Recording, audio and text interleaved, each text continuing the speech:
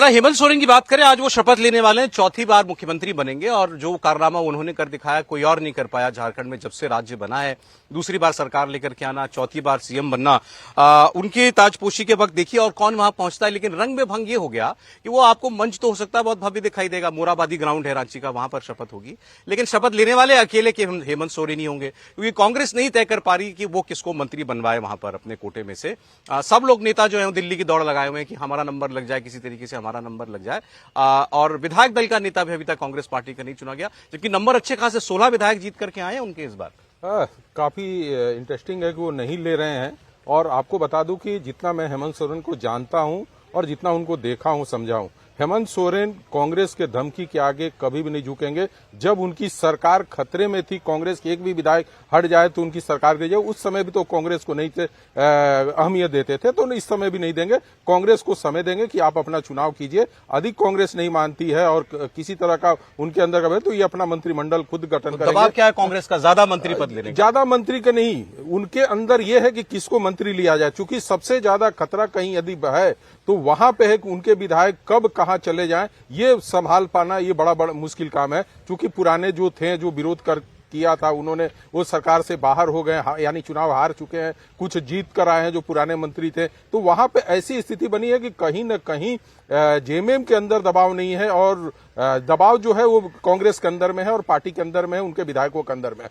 जहां तक रही बात की ये जीत कर आना इतने बड़े बहुमत के पास, ये काफी चर्चाएं इस पे हो गई है। लोगों ने कहा कि भाई इन्होंने जो स्कीम लेकर आए थे, जो गवर्नमेंट स्कीम था महिलाओं का मैया सम्मान योजना, उसका इलेक्शन में काफी, मेरा फर्स्ट डे से कहा जब काउंटिंग स्टार्ट हुई थी कि जिस तरीके से भारतीय जनता पार्टी 2019 में आजसू को समझने में देरी की, शायद 2024 में उससे वही गलतियां जयराम महतो को समझने में हुई है।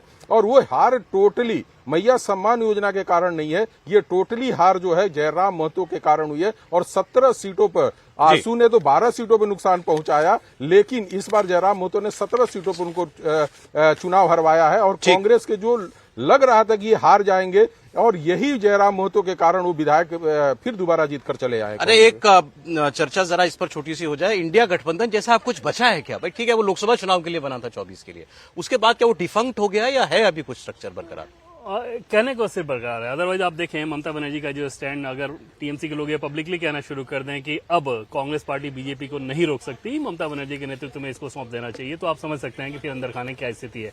तो वो सिर्फ कहने को चीजें हैं। दूसरी चीज की जो झारखंड पे सौरभ आप बात कर रहे थे, कांग्रेस खेमे के अंदर इस बात को लेके असंतोष है कि राहुल गांधी ने पुश नहीं किया कि डिप्टी सीएम हमें झारखंड में हमारा होना चाहिए। और अच्छा। आज कांग्रेस का डिप्टी सीएम होना चाहिए। अगर आप सारे बड़े नेता वहां जा रहे हैं, खासतौर पर तब शपथ ग्रहण समारोह में जा रहे हैं, तो ऐसा क्यों नहीं हुआ कि मुख्यमंत्री अगर जेएमएम का तो डिप्टी सीएम कांग्रेस का होना चाहिए? और ये हमारी चूक ऐसी होती है जिसका खामियाजा हमें भुगतना पड़ता है। ये कांग्रेस के भीतर ये सोचिए।